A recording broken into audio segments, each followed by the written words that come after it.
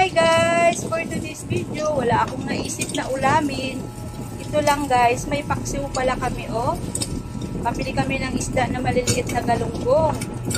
At pinrito ko na lang siya. Masarap kasi ito yung paksiw guys.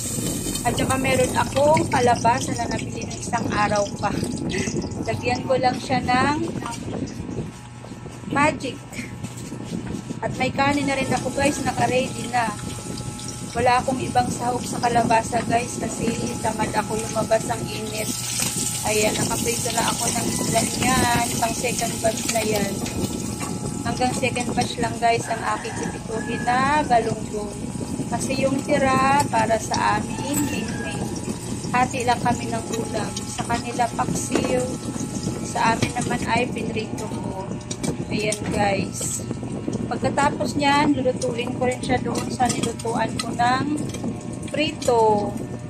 Para may lasa-lasa naman ng aking lulutuin na kalabasa.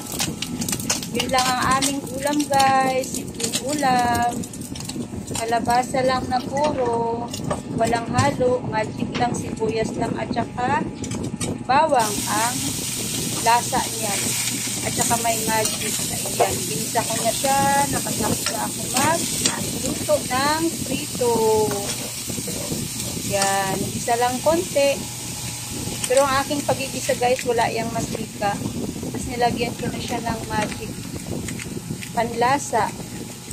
At nagdagdag din para ako dyan ng konting seed, pampalasa na rin.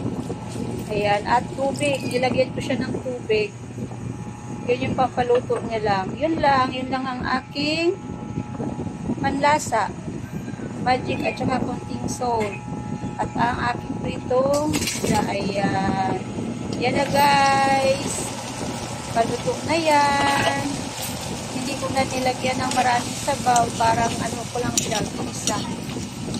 Ayan guys. Thank you sa nanonood. Thank you sa manood. Bye-bye. Yun lang.